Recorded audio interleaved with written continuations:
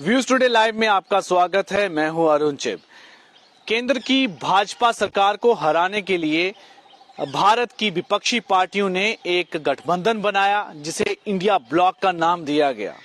India block ने मिलकर कई मीटिंग भी की और इन मीटिंग में ये रेजोल्यूशन बनाए गए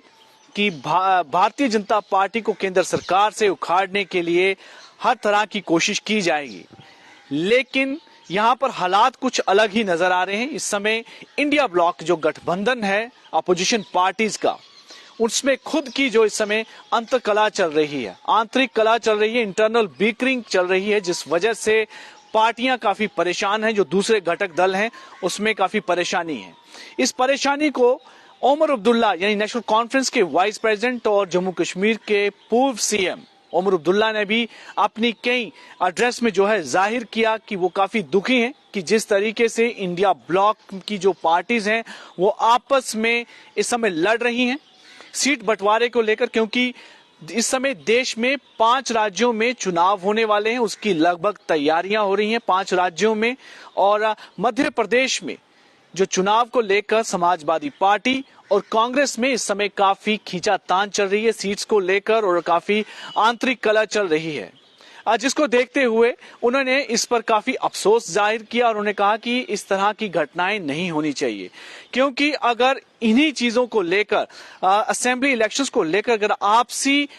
कोऑर्डिनेशन नहीं होगा तो आने वाले लोकसभा के चुनाव में भारतीय जनता पार्टी को करारा जवाब किस तरह से दिया जाएगा, जिसके लिए इंडिया ब्लॉक को बनाया गया था। जिस मकसद के साथ उन्होंने कई बार अपने एड्रेस में ये भी बात कही कि वहां एक तरफ जो इंडिया ब्लॉक है वहीं दूसरी तरफ PAGD people's alliance for Gupkar declarations, वहां पर जो घटक जो दल हैं इस पार्टी के अपोजिशन पार्टीज हैं उनमें भी आपस में आरोप प्रत्यारोप का दौर जारी है। विशेषकर नेशनल कॉन्फ्रेंस और पीपल्स डेमोक्रेटिक पार्टी, इन दोनों के बीच में कई तरह के आरोप एक दूसरे पर इनके नेताओं द्वारा लगाए जाते हैं, जिस पर भी ओमर अब्दुल्ला ने कहा है कि ये सही साइन नहीं है। अगर आने वाले समय में मिलकर इलेक्शंस लड़नी है और भारतीय जनता पार्टी को हराना है तो इसके लिए जरूरी है कि आपस में एक कॉर्डियल माहौल जो होना चाहिए, ताकि मिलकर जो है इलेक्शन लड़ी जा सके और जो एजेंडा है मुख्य इन अलायंस को बनाने का वो पूरा हो सके। इसमें यह भी देखा गया कि जिस तरह से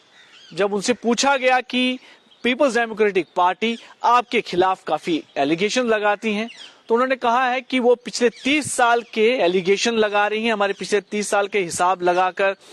लेकिन अगर वो बात हम पर आई तो हमें 30 साल पीछे जाने की जरूरत नहीं है।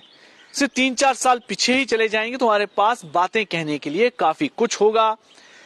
आरोप लगाने के लिए काफी कुछ होगा। लेकिन ये भी उन्होंने कहा कि हालांकि उन्होंने कोई भी किसी को निशाना नहीं बनाया, अपनी किसी भी एड्रेस में किसी भी लीडर को कुछ उन्होंने कहा नहीं,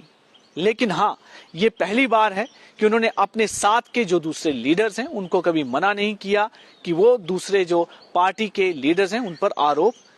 नहीं लगाएं। उन्होंने इस बार इसको नहीं रोका, ये भी एक बात उन्होंने इस पर कही। वहीं पर जब उनसे ये भी पूछा गया कि आने वाले इलेक्शंस को लेकर आप कैसे देखते हैं, तो एक और बात उन्होंने बड़ी इसमें इंटरेस्टिंग कही कि जैसे इंडिया ब्लॉक या पीएजीडी ब्लॉक में आपस में पार्टियों को कोऑर्डिनेशन में काफी कमी नजर आ रही है, उसको देखते हुए लग रहा है कि आने वाले समय में नेशनल कॉन्फ्रेंस जो जनरल इलेक्शन होने वाले हैं लोकसभा के, उसमें वो सब सीटों पर खुद लड़ सकती है, यानी किसी तरह का कोई गठबंधन नहीं हो सकता है। इस तरह की संभावनाएं इस समय फिलहाल नजर आ रही हैं, जिस तरह से ओमर अब्दुल्ला के बयान लगातार जारी हैं कि लोकसभा के इलेक्शन पर ही सबसे ज्यादा उम्मीद है। ओमर अब्दुल्ला ने यह भी कहा कि जम्मू कश्मीर में जो विधानसभा के इलेक्शन हैं वो फिलहाल उनको कहीं भी नजर नहीं आते। आज यानी कि पास किसी समय में लगता नहीं है कि इलेक्शन होंगे, क्योंकि केंद्र की सरकार यहां पर विधानसभा के इलेक्शन नहीं करवाना चाहती। ये भी कहा कि अगर भारतीय जनता पार्टी के चले तो वो तो लोकसभा के इलेक्शन भी नहीं करवाना चाहती, लेकिन ये उसकी मजबूरी है, इसलिए लोकसभा के इलेक्शन होंगे और उसके लिए नेशनल 1-2 दिनों के एड्रेस में उन्होंने कही जिससे साफ नजर आता है कि इंडिया ब्लॉक बनाने का जो उद्देश्य था वो कहीं ना कहीं विफल होता नजर आ रहा है। एक तरफ एक समय था जब एनडीए के साथ एक समय था कि जब